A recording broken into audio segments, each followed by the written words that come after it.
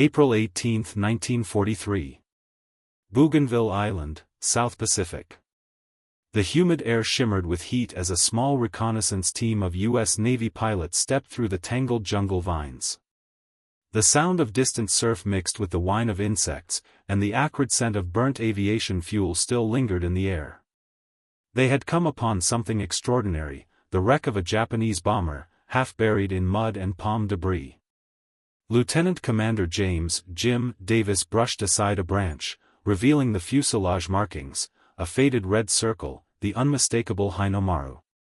He knelt down, running his hand across the riveted metal. "It's a Betty," he murmured, disbelief in his voice. The Mitsubishi G4M, codenamed Betty by the Allies, was one of Japan's most feared medium bombers in the early years of the war. Sleek, fast, and with a range few Allied planes could match, it had earned both respect and infamy. The wreckage was largely intact, its nose crumpled, wings snapped, but the fuselage surprisingly preserved. For intelligence officers, this was gold. The Allies had never examined a Betty up close before. Engineers, mechanics, and pilots soon converged on the site, eager to study every bolt and panel. The team moved methodically. Cameras clicked as they documented the bomber's interior. They noted the elegant simplicity of its controls, the long, narrow wings, and the smooth aerodynamic lines of the fuselage. "Looks like a designer's dream," one engineer remarked. "But why does it look so thin?" Hours turned into days as Navy engineers stripped down panels and exposed the internal framework.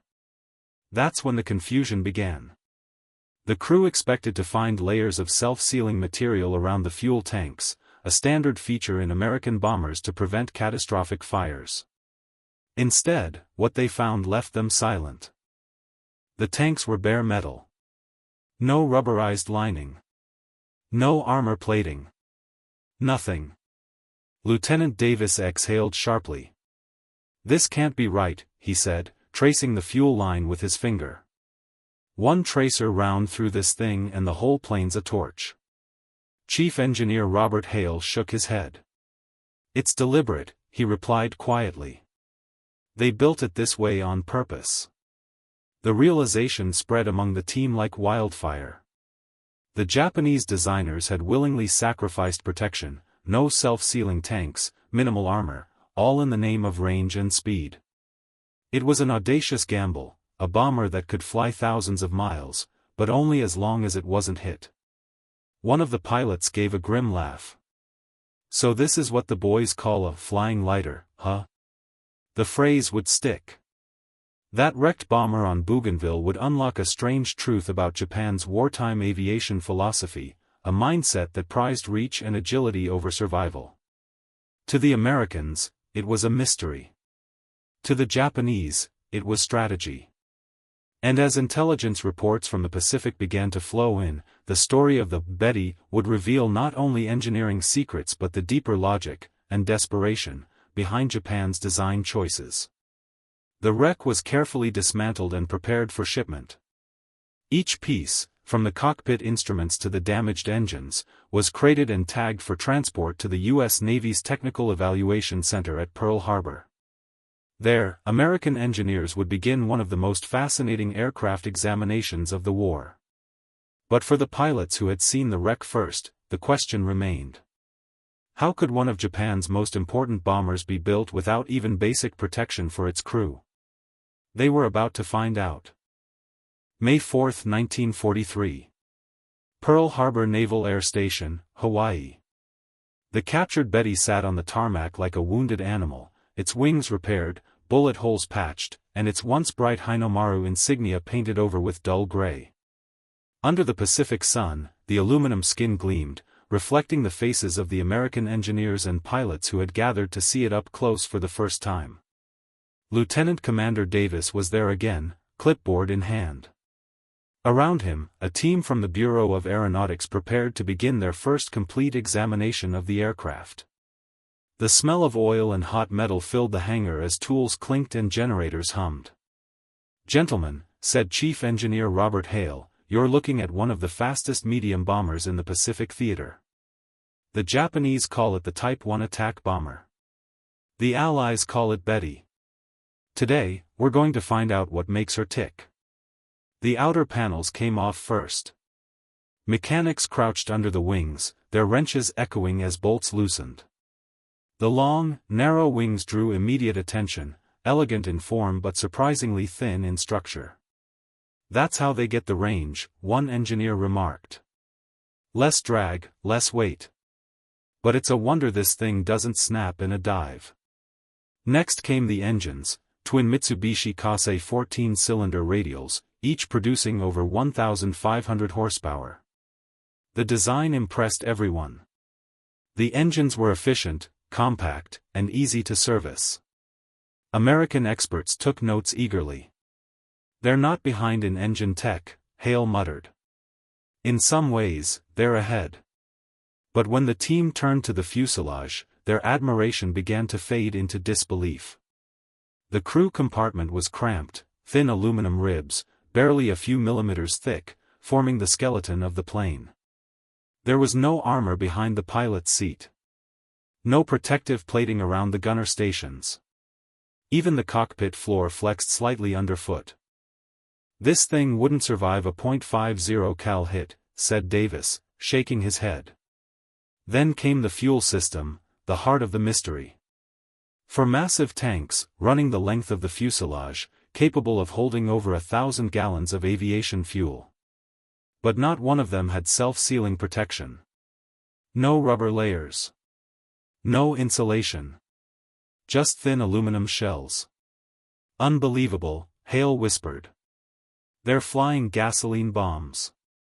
As they disassembled the lines and pumps, they realized the entire aircraft was designed around one obsession: range. The Japanese wanted a bomber that could reach anywhere in the Pacific, from Rabaul to Guadalcanal, even to Darwin or the Philippines, without refueling. And to achieve that, every ounce mattered. Armor was dead weight. Davis leaned over a map pinned to the wall. Red lines traced the arcs of possible Betty missions from bases across the Pacific. "If this thing could fly 2,000 miles, he said quietly, "they could strike anywhere. That's the trade-off." But for the crews who flew them, that trade-off was fatal. U.S. intelligence reports confirmed what pilots in the field already knew: one burst of machine gun fire, and the Betty would erupt into a fireball. It was so notorious for burning that Allied airmen called it the one-shot bomber. Still, the engineers couldn't help but respect the ingenuity behind its simplicity. The Betty was built with Japan's limited resources in mind: fewer materials, lighter construction, and a strategic emphasis on offense. It was a bomber that embodied Japan's wartime mentality: strike first, strike far, and accept the cost. By the end of the day, the hangar floor was covered in disassembled panels, fuel lines, and wiring. The team gathered their notes, exchanging uneasy glances. Davis finally broke the silence. "Now I get why they built it this way," he said. "But I'll never understand how they could send men into battle knowing one spark would kill them all." Hale nodded slowly. "That's the difference between fighting for survival and fighting for empire." Outside, the tropical night settled over the base. The silhouette of the captured bomber sat motionless under the hangar lights, beautiful, deadly, and tragically fragile. The Americans had solved the mystery of the unprotected fuel tanks. But as they dug deeper, they would discover that the Betty's fatal flaw was part of something far bigger, a reflection of Japan's entire war strategy and its industrial limitations. The story of the Betty was only just beginning. Tokyo, Japan, 1939. Inside the headquarters of the Imperial Japanese Navy Air Service, engineers and officers gathered around a long oak table. Drafts of a new bomber design were spread across its surface: thin fuselage outlines, fuel capacity charts, and range projections stretching across the Pacific. At the head of the table sat Kiro Honjo, the chief designer from Mitsubishi. His task was monumental: build a bomber that could fly farther, faster, and carry more payload than anything Japan had ever produced. The concept was bold: a medium bomber that could reach 3,000 kilometers without refueling, yet still outrun enemy fighters. But there was a problem.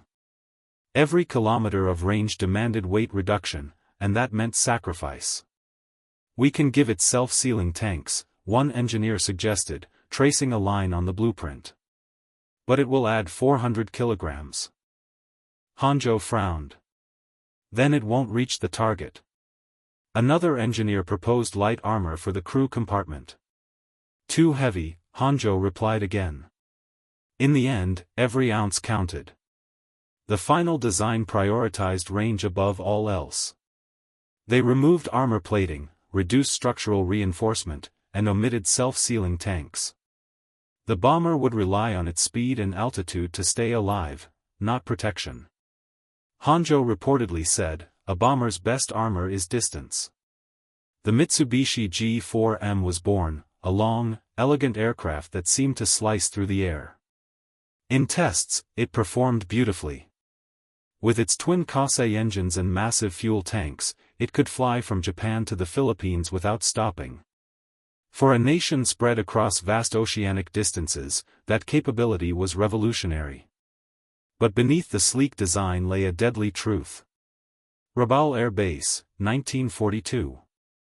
Flight Lieutenant Hiroshi Watanabe, a young Betty pilot, adjusted his goggles as his crew climbed aboard. Their mission: attack Allied positions on Guadalcanal. He knew his bomber's reputation. Everyone did. The Betty was fast, yes.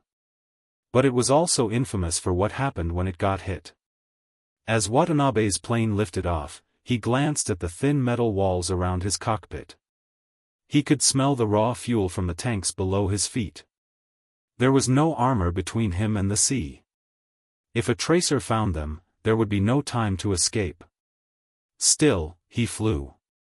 Because that was what the Navy demanded: reach the target, deliver the payload, and never question the design. Hours later, over the Solomon Islands, the formation of Bettys was intercepted by U.S. Marine F-4F Wildcats. The Americans dove from above, machine guns blazing. Within moments, 2 Bettys burst into flames, their fuel tanks igniting instantly. The sky filled with trails of fire, crashing into the sea below. Watanabe watched as his comrades vanished in explosions of orange and black. He survived, barely, and returned to Rabaul with holes in his wing and fuel leaking into the fuselage. He never forgot the smell of burning gasoline and the screams on the radio. The engineers in Tokyo had been right: the Betty could reach its targets. But now, every crewman knew the price. By late 1942, reports of catastrophic losses began piling up. Dozens of Bettys were destroyed by a handful of Allied fighters. Their long range meant nothing if they couldn't survive to return home.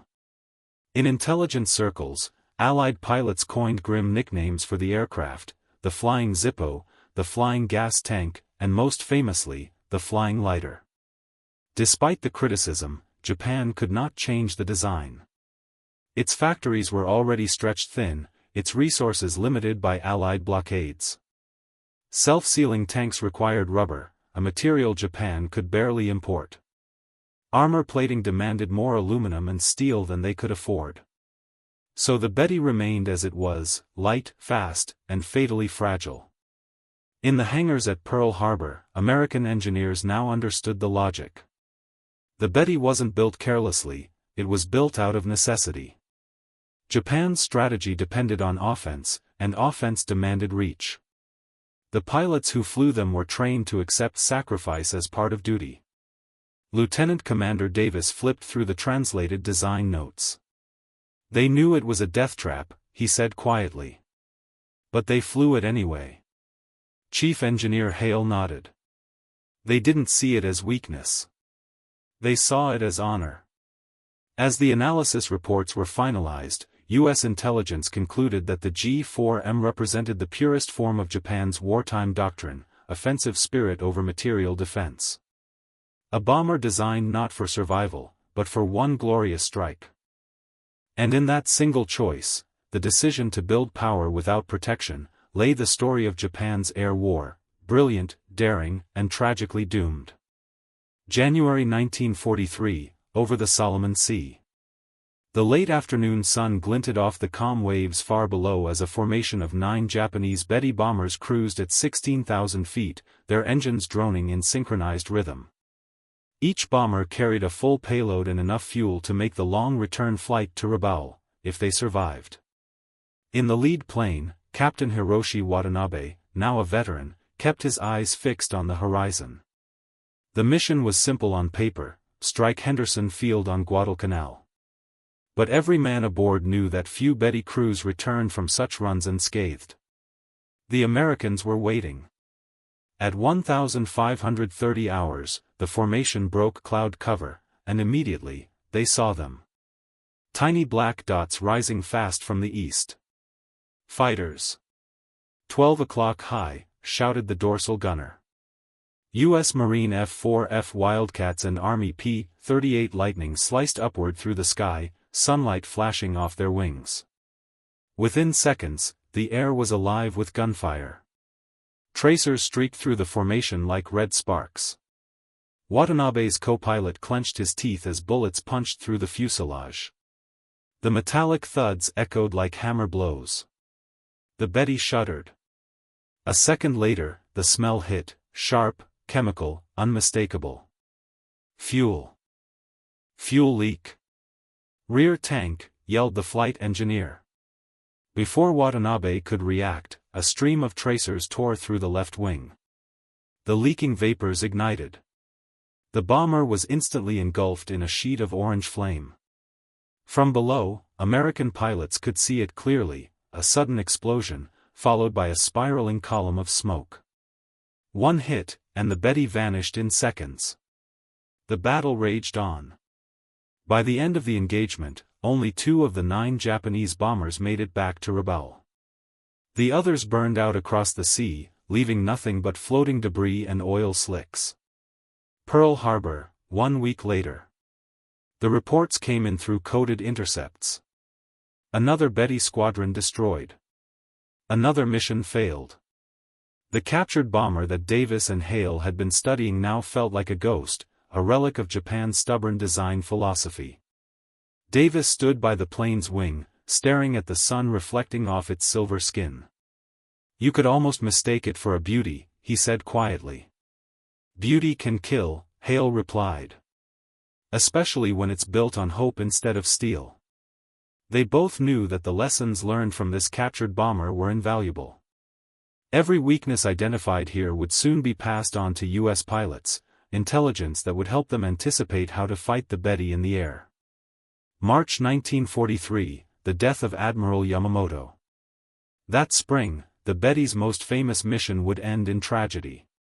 Admiral Isoroku Yamamoto, the architect of the Pearl Harbor attack, was scheduled to inspect Japanese bases near Bougainville. He insisted on flying in a Betty bomber, his personal transport aircraft. American codebreakers intercepted his flight plan.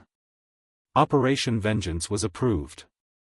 On April 18, 1943, exactly 1 year after Davis's discovery of the Betty wreck, a flight of U.S. Army P-38 Lightnings intercepted Yamamoto's 2 Betty bombers over the jungle.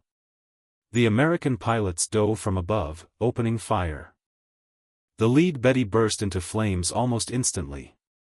The second was hit moments later, crashing into the forest below. Yamamoto's body was found still strapped in his seat, his hand resting on the hilt of his sword. When the Americans heard the news, they couldn't help but recall their inspection of the Betty months before.